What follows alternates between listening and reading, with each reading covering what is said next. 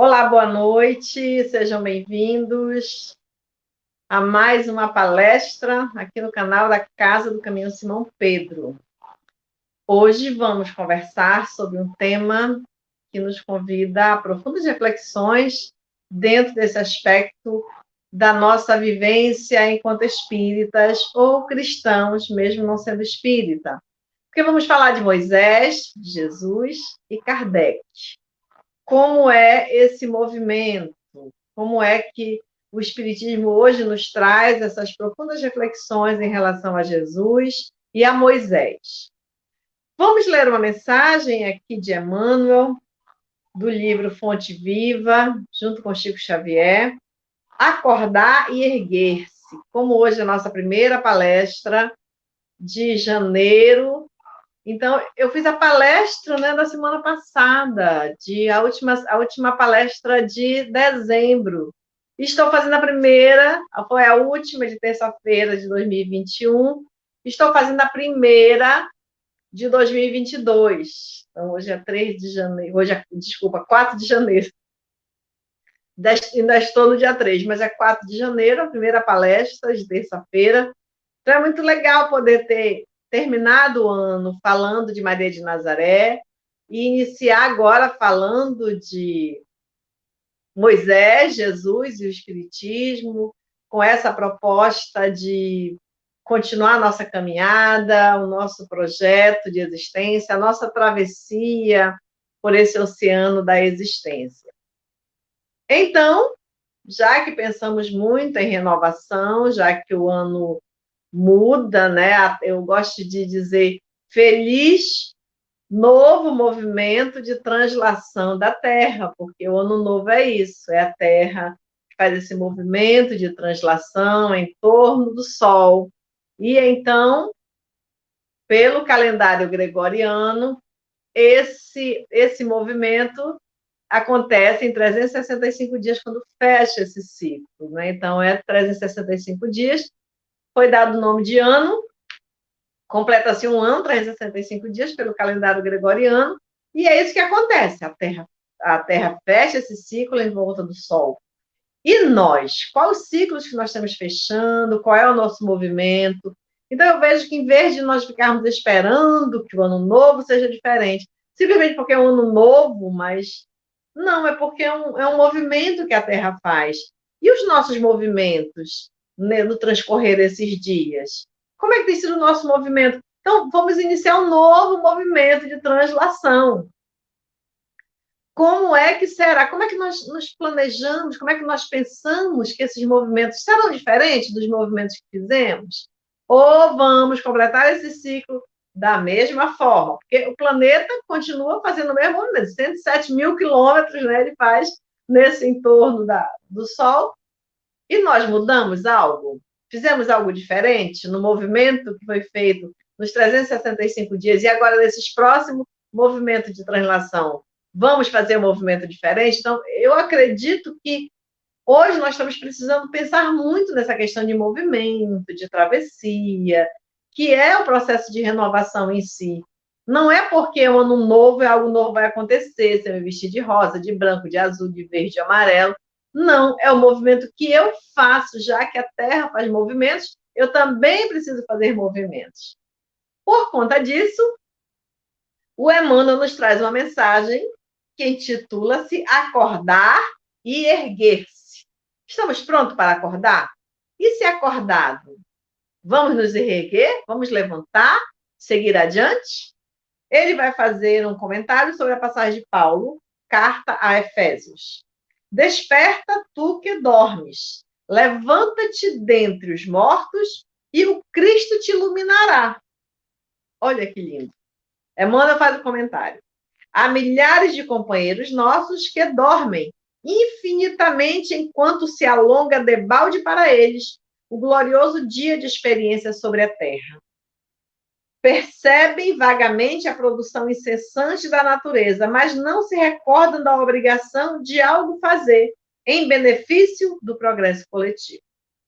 Diante da árvore que se cobre de frutos, ou da abelha que tece o favo do mel, não se lembram do comezinho dever de contribuir para a prosperidade comum.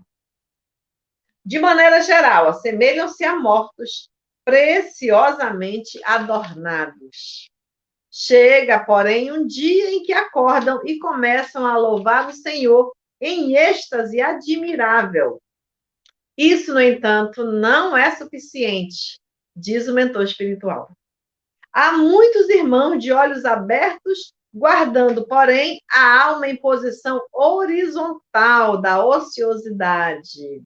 É preciso que os corações despertos se ergam para a vida, se levantem para trabalhar na sementeira e na seara do bem, a fim de que o Mestre os ilumine. Esforcemo-nos por alertar os nossos companheiros adormecidos, mas não olvidemos a necessidade de auxiliarmos no soerguimento. É imprescindível saibamos improvisar os recursos indispensáveis em auxílio dos nossos afeiçoados, ou não que precisam levantar-se para as bênçãos de Jesus. Não basta recomendar. Quem receita serviço e virtude ao próximo, sem antes preparar-lhe o entendimento através do espírito de fraternidade, identifica-se com o instrutor exigente, que reclama do aluno integral conhecimento acerca de determinado valioso livro, sem antes ensiná-lo a ler. Disse Paulo: desperta, tu que dormes, levanta-te dentre os mortos, e o Cristo te iluminará. Acordemos para a vida superior e levantemo-nos na execução das boas obras, e o Senhor nos ajudará para que possamos ajudar os outros. E assim que Jesus nos ilumine, nos traga nesse momento, nessas reflexões, o entendimento de nós mesmos, das nossas necessidades profundas de acordar, de levantar e de ler, primeiramente, no livro da vida, as lições que nós gostamos de ensinar. Amado Jesus, abençoa o nosso lar, abençoa o lar de todos aqueles que ouvem nesse momento essas reflexões. Ilumina, Senhor, nosso planeta, nosso estado, nossos governantes, para que todos juntos possamos acordar para uma missão verdadeira, que é a missão de crescer e de nos tornarmos pessoas um pouco melhores do que aqui chegamos. Muito obrigada, Senhor. Abençoa-nos hoje e sempre, que assim seja.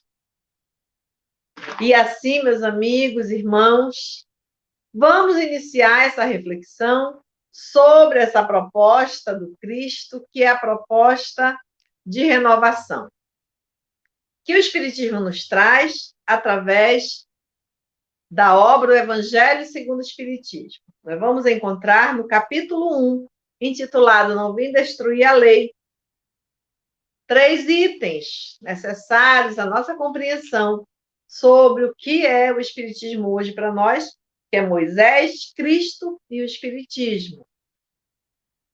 Nós vamos iniciar, então, por Moisés, lembrando que o Moisés nos traz.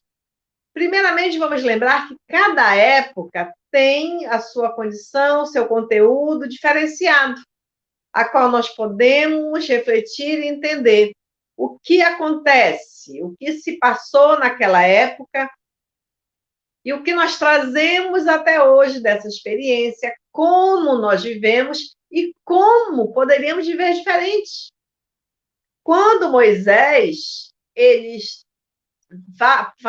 se faz presente no mundo como uma representatividade de um povo, um homem que traz leis, que escreve os mandamentos, né, que dizem aos espíritos que é um dos primeiros movimentos dessa psicografia, desse médium, né, que é Moisés, que recebe da espiritualidade esses mandamentos importantes. Então, Moisés, no Monte Sinai, ele traz essas leis de Deus, mas ele também traz a lei civil, ele inicia aí o processo de lei civil, que é a lei que vem disciplinar aquele povo daquela época, ainda muito envolvido no primarismo, né? Ou seja, nos seus instintos primários.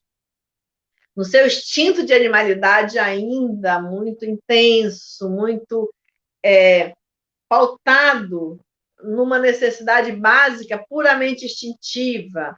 E ele, então, vem com a sua firmeza, com o seu conhecimento, a sua estrutura de entendimento mais elevado, libertar esse povo e mostrar a ele uma nova forma de viver, de conviver e de experienciar os ensinamentos de Deus. E ele, então, traz os mandamentos. Os mandamentos, eles são informações necessárias à nossa relação com o mundo. Naquela época, ele precisa separar essas leis, começa com Deus, né? Falando de Deus, quem é Deus, que eu sou o Senhor do Egito, que não terá outros deuses além de mim, e fala que não tomeis o nome do Senhor em vão, de lembrar de santificar o dia de sábado. Então, são mandamentos que vão falando dessa nossa relação, de honrar vosso pai e vossa mãe, não matareis, não cometereis adultério, não furtareis, não tereis falso testemunho, não desejarei a mulher do vosso próximo, não desejareis a vossa casa, o vosso próximo. Então, ele fala nessa lei, ele, através de uma imposição, a lei é como se fosse uma imposição.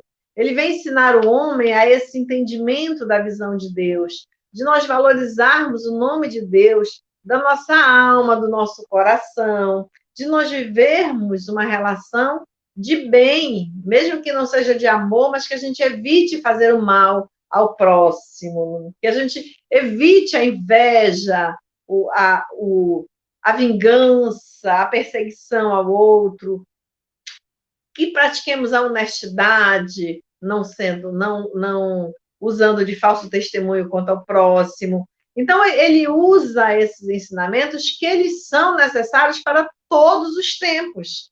Então, Kardec lembra que todos os tempos, todos os países do mundo podem se valer desses mandamentos até hoje. Porque se nós formos ler esses mandamentos, nós ainda, muitas coisas aqui nós não vivemos.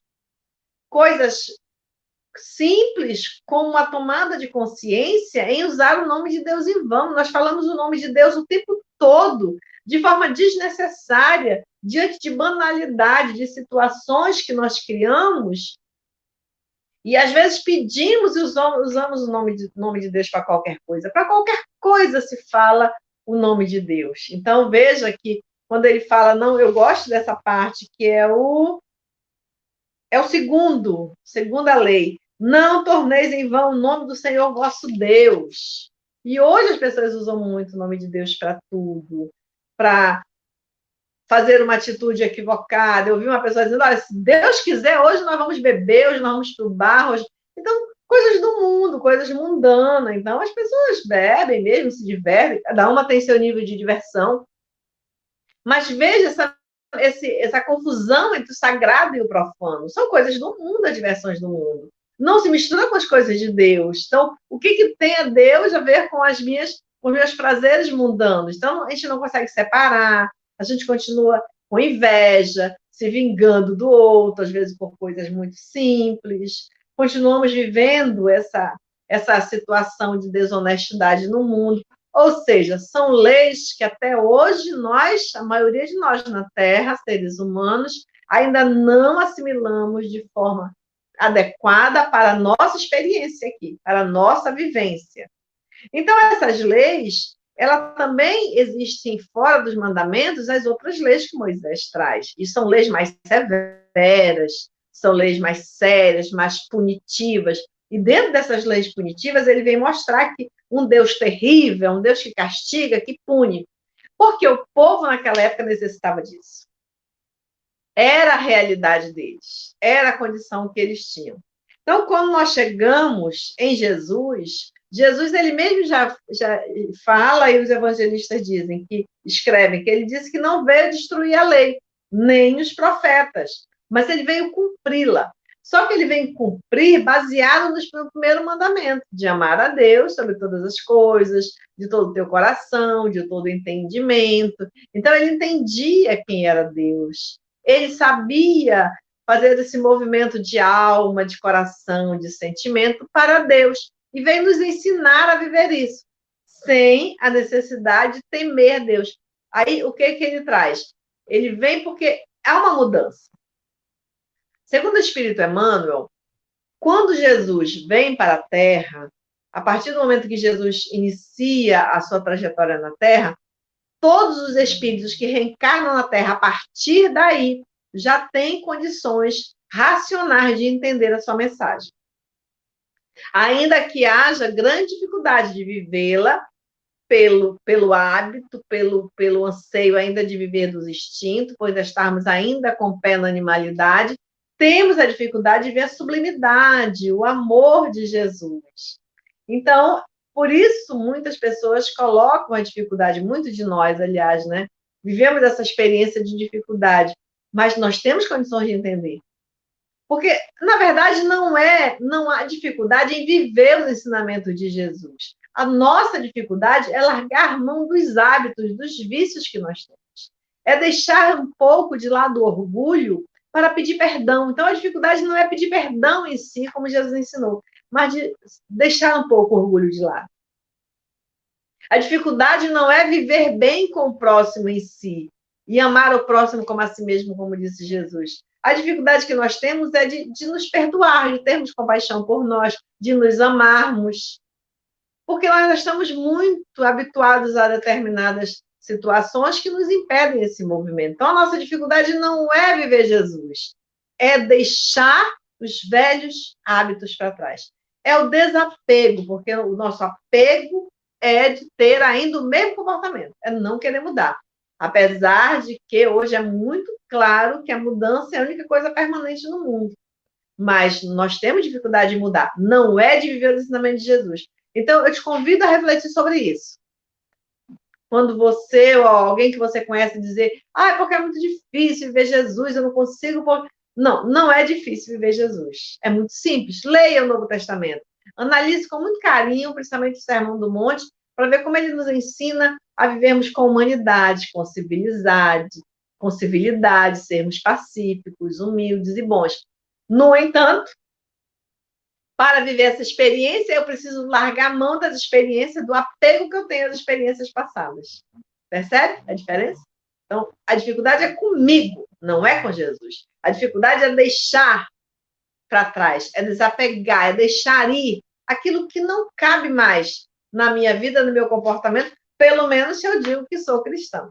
Então, Jesus, ele vem trazer uma nova ideia, baseado naquele mesmo ensinamento de Moisés, de Deus único, porque Deus trouxe a Deus como uma proposta do monoteísmo, né? Que era o Deus único, porque até então o povo era politeísta, como muitos povos ainda são. E ele vem trazer a proposta do monoteísmo, que é o Deus único. Então, a partir daí, mas ele traz esse Deus dessa forma. Mas Jesus vem ensinar que Deus é Pai. No Pai Nosso ele fala isso. Pai nosso que estás no céu.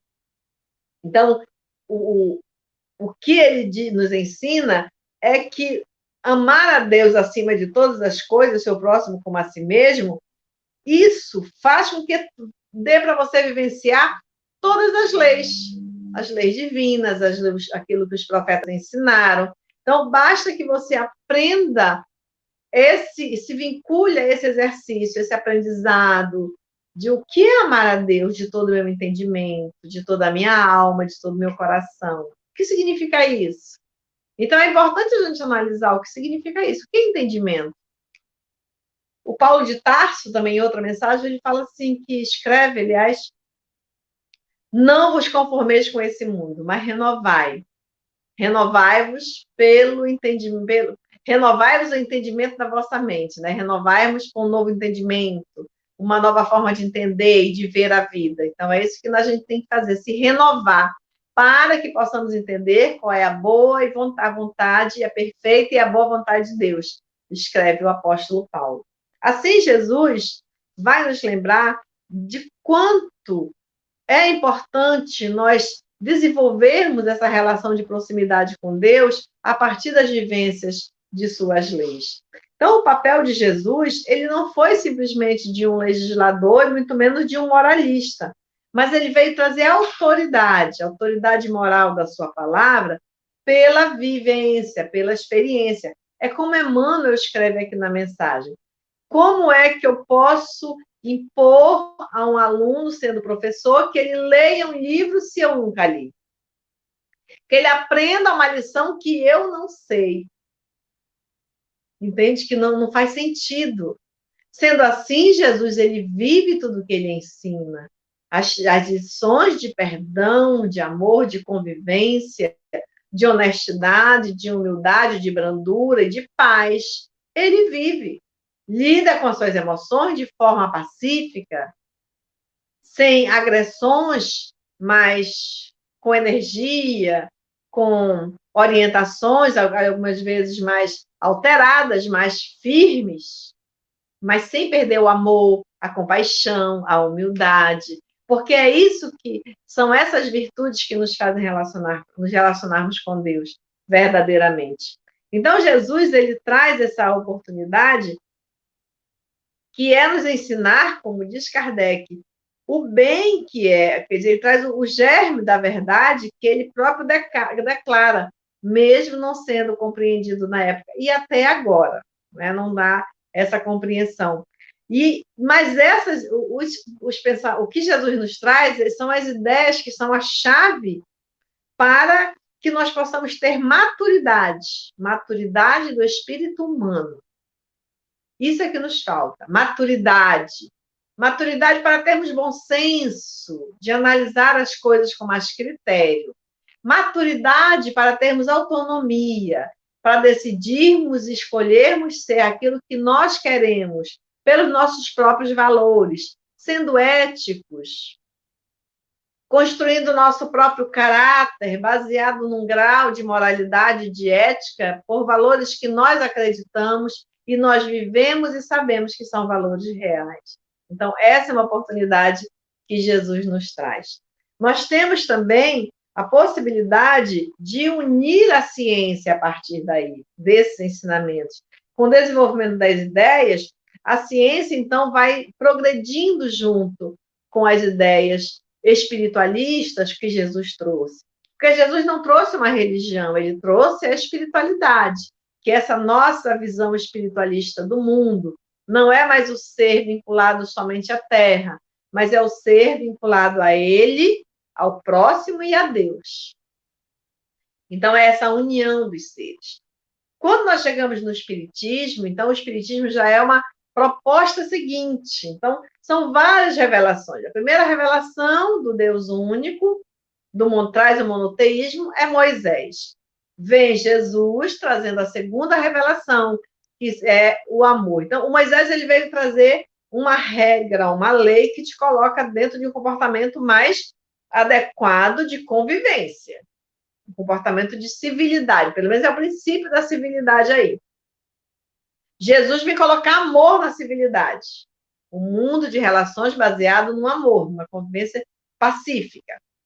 Então, nós vamos ter a terceira revelação, que é o Espiritismo, que vem nos esclarecendo pontos novos da nossa realidade como espíritos imortais.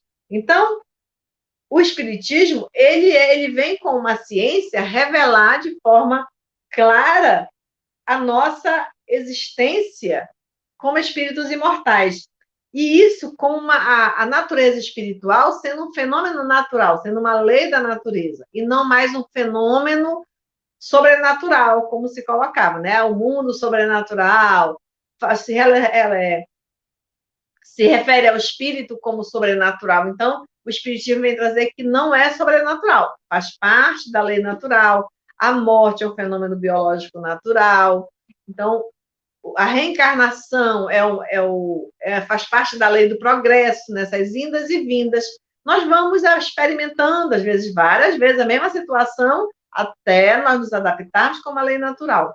Por exemplo, nascer e morrer, que é esse movimento da vida, que a morte não é o contrário da vida, a morte é o contrário do nascimento. Então, é o movimento da vida, nascer na Terra e morrer na Terra. Então, todos dois são fenômenos biológicos, naturais. Então, quantas vezes nós já nascemos? Quantas vezes nós já morremos? Quantas vezes ainda vamos nascer aqui? Quantas vezes vamos morrer aqui? Então, às vezes, a pessoa, quando fala que tem medo da morte, diz, você já morreu tantas vezes. Não é? Então, pense nisso. Então, pense numa outra forma. Por mais que na hora a gente fique com medo, quando recebe a notícia de uma doença mais grave, quando você sente que a morte está se aproximando e você fique com medo, mas é um medo natural do instinto de preservação da vida. Mas viver com medo de morrer é a ignorância do ser, que ainda não se vê como o espírito. E a gente precisa fazer esse movimento que o espiritismo traz muito bem. Então, falar da vida como uma lei natural, então, o Antigo Testamento, ele é personificado em Moisés. O Novo Testamento é Jesus de Nazaré. Então, a gente precisa ter esse entendimento, porque muitos cristãos ainda estão vinculados no Antigo Testamento. E a realidade é que nós precisamos nos vincular mais ao Novo Testamento. Porque o Antigo Testamento ele é importante, ele é bacana, tem muita notícia boa, muitos ensinamentos legais. Mas ele não é um ensinamento que Jesus propõe, é o movimento do novo. É bom para conhecimento, em processo histórico, para quem gosta de buscar conhecimento. Mas o Novo Testamento é o que Jesus nos propõe. Então, da mesma forma que Jesus disse, eu não vim destruir a lei, mas de dar cumprimento, o Espiritismo igualmente diz, eu não vim destruir a lei cristã, mas cumpri-la. E uma diferença é que Moisés tem a personificação. A lei mosaica lá está personificada em Moisés, o Antigo Testamento, então toda aquela proposta, né, do judaísmo e tudo mais está personificado em Moisés. O cristianismo está personificado em Jesus. O espiritismo ele não tem a figura de uma pessoa, apesar de que muitas pessoas ainda usam o termo kardecismo, espírita kardecista, mas esse termo ele não é correto. Ele foi usado quando começou o censo, que o espiritismo começou a se instalar como uma doutrina ou uma religião para alguns. O censo usou, então, esse termo kardecista porque sempre houve muita confusão entre o espiritismo e a Umbanda, o candomblé. Porque, como disse Kardec, quem acredita na vida após a morte, e aqui as religiões que lidam com a relação entre encarnados e desencarnados, são espiritualistas. E todo espírita também é espiritualista, mas nem todo espiritualista é espírita. Então, havia essa confusão. Então, o trouxe lá no censo do IBGE o termo kardecista para vincular. Mas para nós que conhecemos o espiritismo, sabendo que não é espírita kardecista, é espiritismo. Porque o Kardec ele não é uma figura que trouxe o espiritismo. Ele é um codificador. Ele trabalhou como educador, ele organiza esse processo das obras. A doutrina é dois espíritos, por isso que a primeira obra é livro Dois Espíritos, filosofia espiritualista. Então, a doutrina é dos espíritos, não é de Kardec. Então, nós não temos a figura de uma pessoa, que ele mesmo traz aqui. Lembrando que o espiritismo ele não tem mais uma figura de uma pessoa, e é ele que escreve esses itens do Evangelho segundo o Espiritismo. Quando não tem no Evangelho a assinatura, o nome do espírito que psicografou, foi Kardec quem escreveu, com a sua inspiração, com o seu conhecimento, com a sua experiência de educador, de pedagogo e na relação dele permanente com o mundo espiritual. Então, não é mais essa figura, é o dois espíritos, são um conjunto de espíritos, guiado pelo Espírito de verdade, que vem à Terra trazer esses novos ensinamentos. Então, eu vou ler aqui esse último parágrafo, o último item, que é o item 7, quando Kardec escreve. Da mesma forma que Cristo disse, eu não vim destruir a lei, mas lhe dar cumprimento, o Espiritismo diz igualmente, eu não vim destruir a lei cristã, mas cumpri-la. Ele não ensina nada do contrário ao que Cristo ensinou, mas desenvolve, completa e explica em termos claros para todo o mundo o que não foi dito senão sobre a forma alegórica. Vem cumprir nos tempos preditos o que Cristo anunciou e preparar o cumprimento das coisas futuras. É, pois, a obra do Cristo que o preside, como igualmente anunciou a regeneração que se opera e prepara o reino de Deus sobre a terra.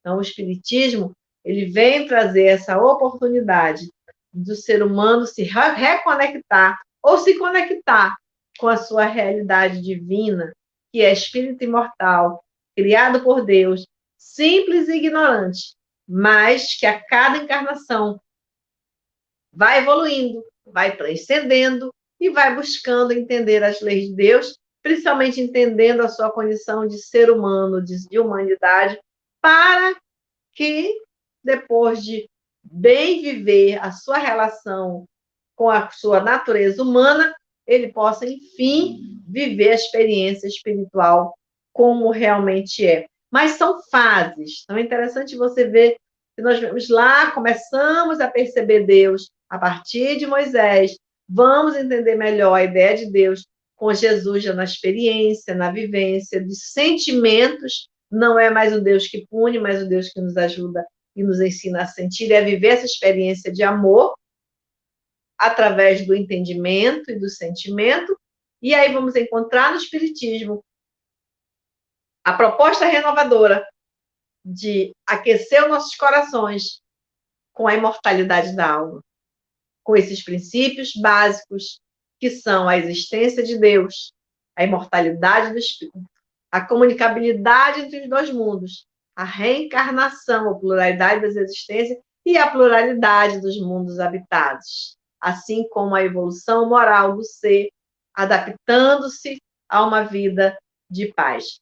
Porque, como disse Jesus, bem-aventurados os pacíficos, os brandos e pacíficos, porque serão chamados de filhos de Deus. Que busquemos, então, entendimentos dentro de uma realidade cada vez mais nova, condizente com a possibilidade de sermos felizes, porque é isso que nós tanto queremos. Vivemos, como dizia Siddhartha Gautama, o Buda, fugindo da dor e buscando felicidade. Está na hora de não fugirmos mais, de encararmos a nossa dor, observarmos e ver quem nós somos na nossa condição humana e entender que a felicidade é o resultado desse autoconhecimento, do conhecimento das leis, de respeitar, de entender, de viver livre dos preconceitos. E para ser livre, eu preciso, então, exercitar o desapego. Então, neste novo movimento de translação da Terra, que nós chamamos de 2023, que você exercite o desapego, deixe ir e agradeça por cada movimento que você faz e siga em frente sempre. Então, que Jesus nos abençoe, nos ilumine o coração, que Deus sempre faça parte do nosso sentimento. Então, a nossa prece é de gratidão. Jesus, ajuda-nos a viver essa experiência do desapego e da renovação e ajuda-nos a entender os movimentos corretos da Terra, da nossa existência, do universo e de Deus em nossas vidas. Que assim seja. Obrigada, amigos, irmãos, e a todos que participam dessa ideia junto comigo, de buscarmos insistentemente encontrar em nós mesmos a resposta para o nosso bem, para a nossa felicidade aqui, ainda nesta vida. Até mais.